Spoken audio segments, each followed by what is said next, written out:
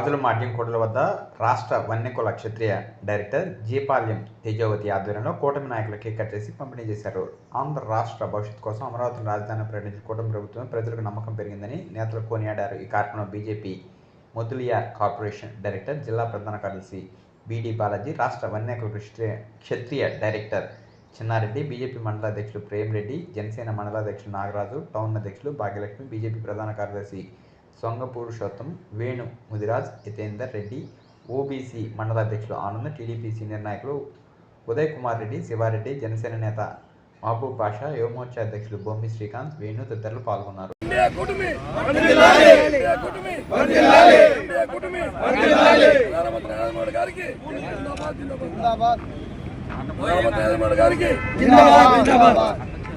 మన ముఖ్యమంత్రి నారా చంద్రబాబు నాయుడు గారికి పవన్ కళ్యాణ్ గారికి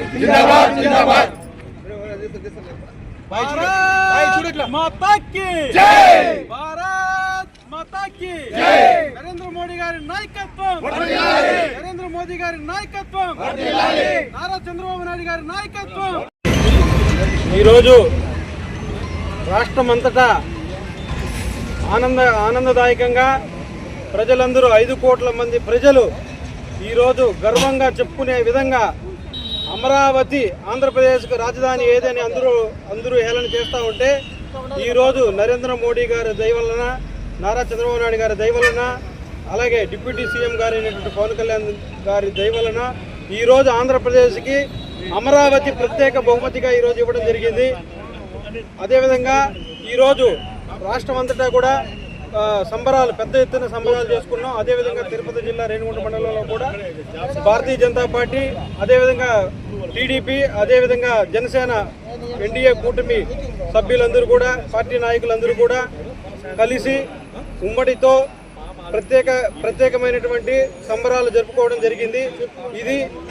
ఇది ఇదే విధంగా కొనసాగాలని భారతీయ జనతా పార్టీ, అదేవిధంగా టీడీపీ, జనసేన కొనసాగాలని కోరుకుంటున్నాను.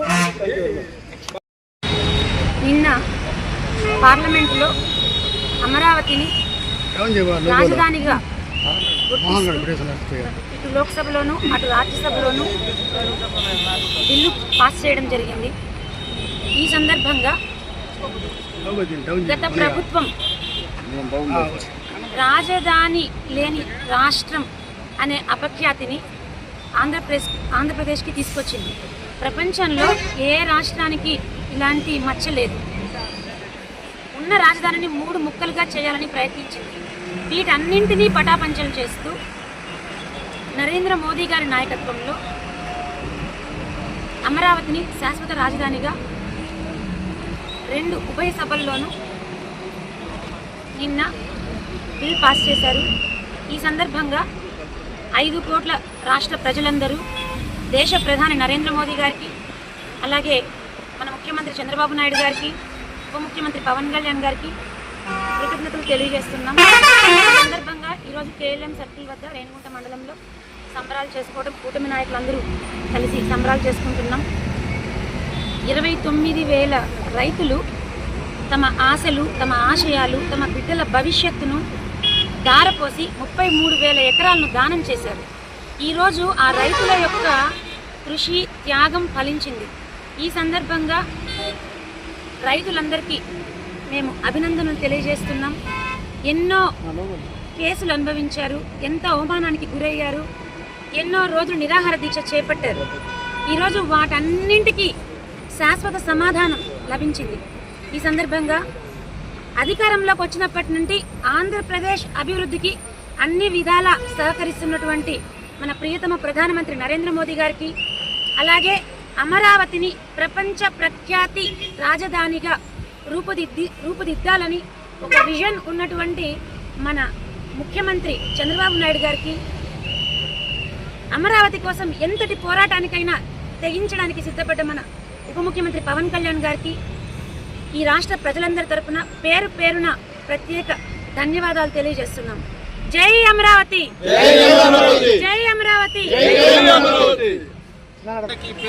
పత్రికా విలేకరులకి, మీడియా మిత్రులకి అందరికీ పేరు పేరున నా నమస్కారం తెలియజేస్తూ, ఈరోజు చూస్తే రాష్ట్రం అంతా కడకడలాడుతున్నది. మనకి అమరావతి ఎన్ని రోజులకి మళ్ళా కట్టేదానికి ప్రయత్నించినారు.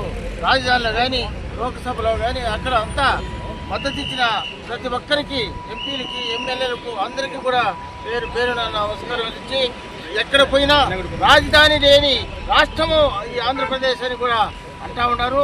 దానివల్ల ముఖ్యంగా ఆలోచించి అన్న చంద్రబాబు నాయుడు గారు, అక్కడ నరేంద్ర మోడీ గారు, మరి పవన్ కళ్యాణ్ గారు, వీళ్ళందరూ కూడా ఈ రాజధాని లేని రాష్ట్రం మనకు ఉండకూడదు, ఏదేమైనా కానీ అప్పుడు చంద్రబాబు నాయుడు గారు అర్ధరాత్రి కట్టుబట్టలతో ఉమ్మడి రాష్ట్రంలో మనల్ని కడగా పంపిస్తే అప్పుడు రాజధానికి మనం లేకుండా అయిపోయినామే అని చంద్రబాబు నాయుడు గారు అమరావతికి వచ్చి రైతన్నలతో మాట్లాడి 34,000 ఎకరాలు అమరావతికి తీసుకొని ఆ రోజు చేస్తే 50% పూర్తి చేసి, అంతలేకే మన దురదృష్టం జగన్ ప్రభుత్వం వచ్చింది. ఆయన ఆ రాష్ట్రానికి రాజధాని లేకపోతే ఎట్లా అనేది లేకుండా దాన్ని 3 ముక్కలాట ఆడుతూ నేను 3 గడతా 4 గడతా అంట దాన్ని పడవట్టుకు చేసేసి మరి ఈ ఏడాడో ఉన్న నదులన్నీ అనుసంధానం చేసి ఈ రాయలసీమకు సాగునీరు కొత్త లేకుండా చేయాలని ఆ రోజు ఆలోచించి పెద్దలు చేస్తే అది కూడా మూలేసి, రాజధాని మూలేసి ఆయన దుష్ట పరిపాలన చేసి దాటుకున్నాడు. అంతా ఈ రాష్ట్ర ప్రజలు ఆలోచించి, అయ్యా నువ్వు ఇంటికి పద, నీ వల్ల కాదు అని 11 సీట్లతోనే పరిమితం చేసి పంపిన ఘనత ఈ రాష్ట్ర ప్రజలకు దక్కిందని